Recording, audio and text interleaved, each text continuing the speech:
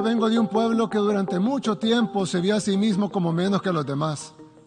Vengo de un pueblo donde nunca habíamos tenido el valor de tomar nuestras propias decisiones. Vengo de un pueblo donde nuestro destino siempre fue controlado por otros. Vengo de un pueblo que solamente es dueño del país más pequeño del continente americano y que incluso esa pequeña propiedad sobre ese pedacito de tierra que apenas se ve en el mapa no es respetada por países que tienen muchísimo más territorio que nosotros, muchísimo más dinero y muchísimo más poder, y que piensan correctamente que son dueños de sus países, pero piensan incorrectamente que también son dueños del nuestro. Por eso digo que la libertad es algo por lo que aún luchamos en nuestro país, en El Salvador.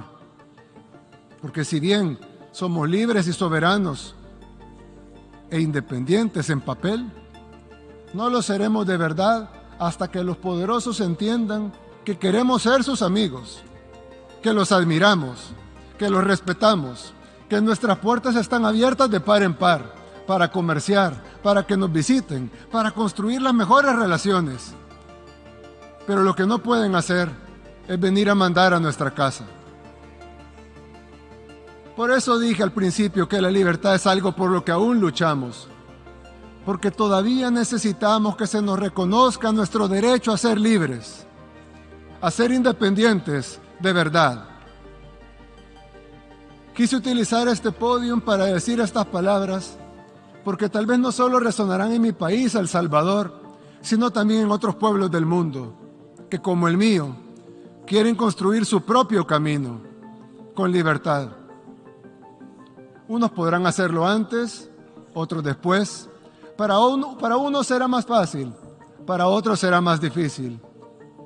Pero será mucho más rápido si los países poderosos nos ayudan.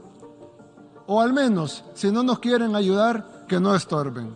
Hace 3 años estuve aquí, en este mismo podio en las Naciones Unidas. En ese tiempo les dije que este formato era obsoleto y ahora, 3 años después, nos damos cuenta que lo es aún más. Pero tal vez aún sirva de algo.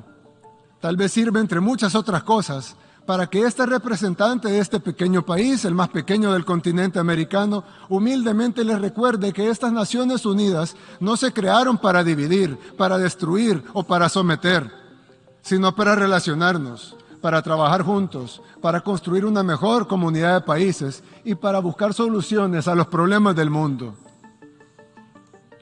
Vine hasta acá a pararme en este podio, en un formato en el que ya no creo, para decir algo que lo más probable es que de todas maneras no cambie la forma de que los países poderosos ven a los demás, pero tal vez sí cambie la forma en que los países en vías de desarrollo nos vemos a nosotros mismos. Si después de estas cortas palabras se ha logrado algo de eso, o al menos que un puñado de individuos que se verán a sí mismos con respeto y que sepan que son capaces de construir su propio camino, entonces valió la pena venir hasta acá, a hablar en este formato obsoleto. ¿Y quién quita? Tal vez con el tiempo, tal vez surgen otras naciones, surgen otros pueblos que también decidan luchar por su libertad. Y entonces, las Naciones Unidas habrán vuelto a ser relevantes, al menos para este humilde servidor. Por ocultar la verdad, verán morir la selva y las democracias. La guerra contra las drogas ha fracasado.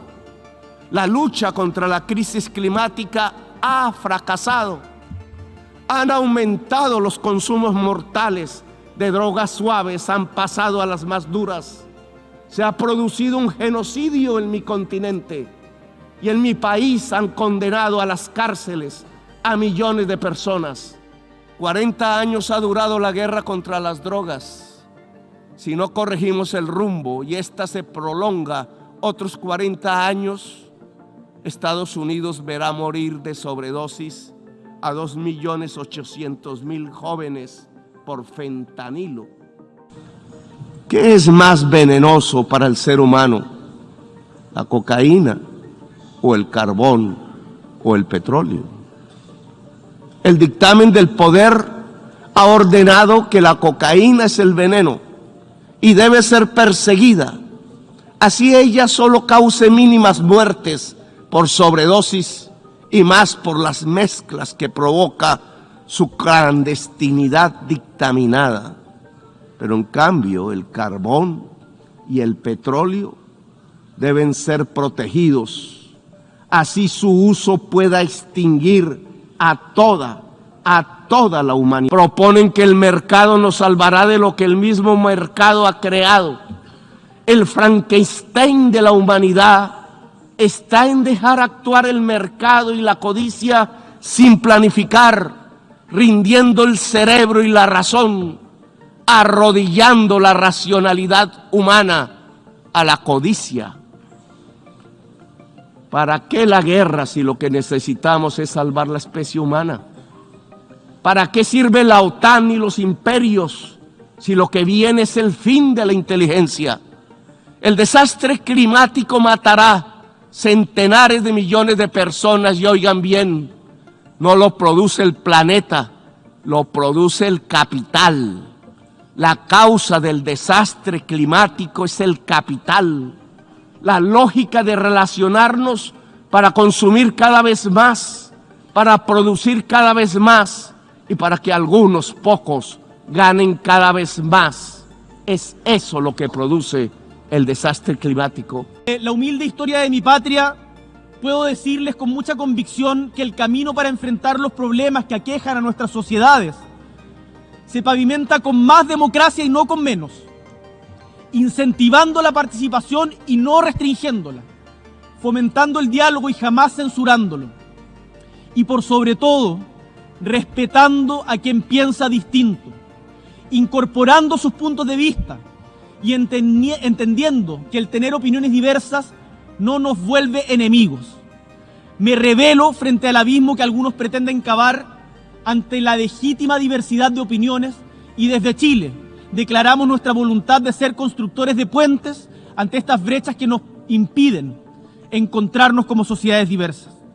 Algunos han querido ver el resultado del plebiscito como una derrota del gobierno. Y con toda humildad quiero hoy día decirles a estas Naciones Unidas que nunca un gobierno puede sentirse derrotado cuando el pueblo se pronuncia. Como resulta evidente, en estos días ningún país, sea grande, pequeño, humilde o poderoso, puede pretender salvarse solo. Lo que ocurrió en mi patria no fue casual, no fue casualidad, sino la consecuencia de innumerables historias de dolor y postergación que se fueron incubando y afectando el corazón mismo de nuestra sociedad. Y quiero decirles que aquello, aunque no se espere, puede pasar en sus países también. Por eso los quiero invitar a anticiparse, a anticiparnos todos juntos en la búsqueda de una mayor justicia social, distribuir de mejor manera la riqueza y el poder debe ir de la mano con un crecimiento sostenible, y tengo la profunda convicción, que espero sea compartida, de que aquello es posible.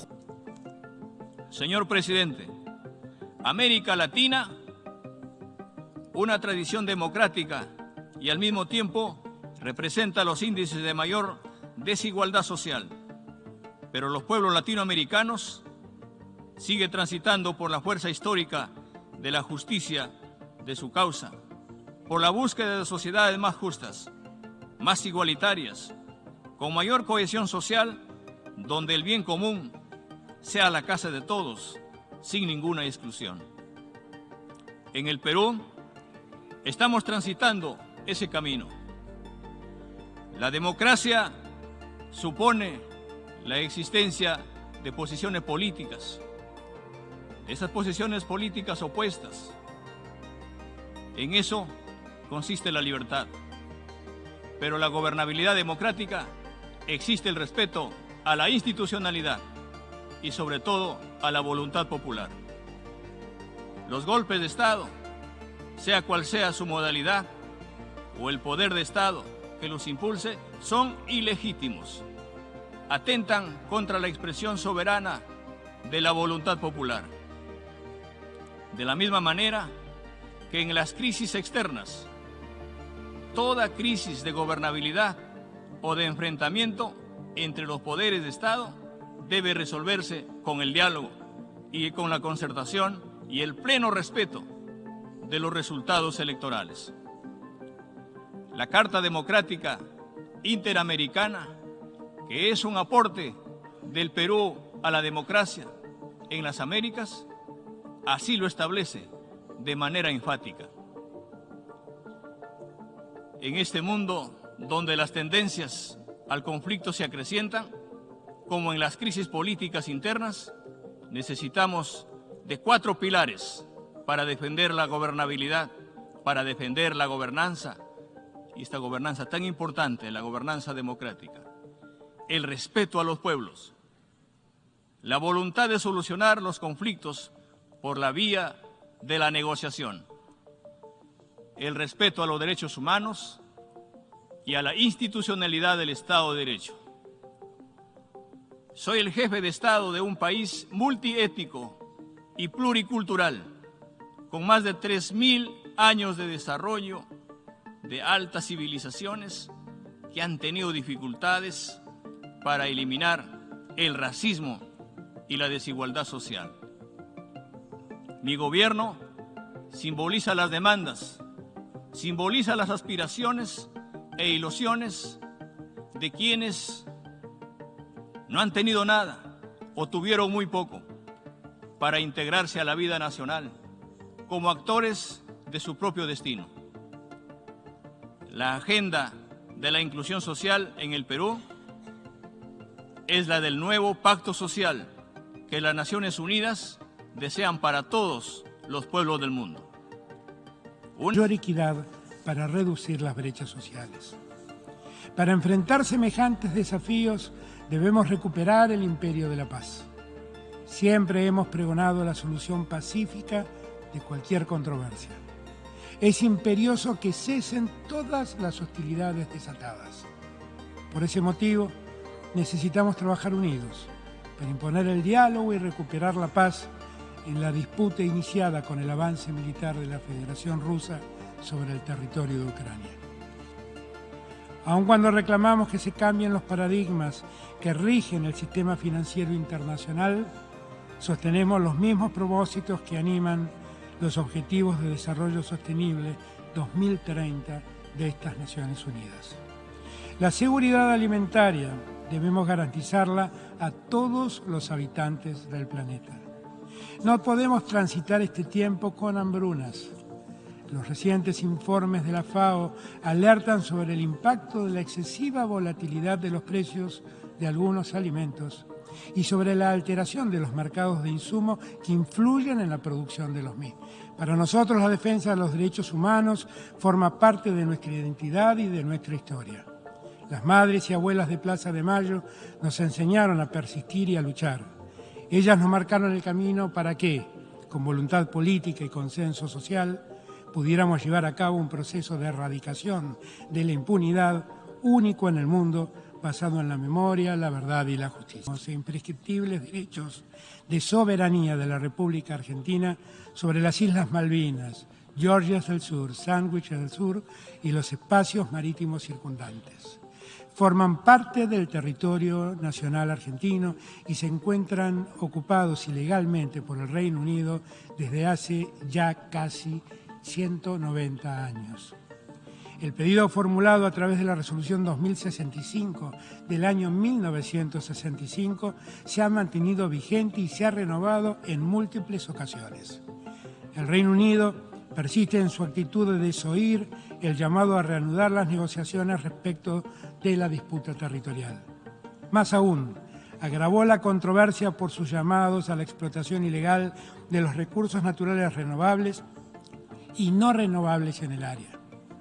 También insiste con la injustificada y desmedida presencia militar en las islas, que no hace más que traer tensión a una región caracterizada por ser una zona de paz y cooperación internacional. Solicitamos al secretario general que renueve sus esfuerzos en el cumplimiento de ese mandato y que el Reino Unido se avenga a acatar el llamado de la comunidad internacional y ponga fin a esta anacrónica situación colonial.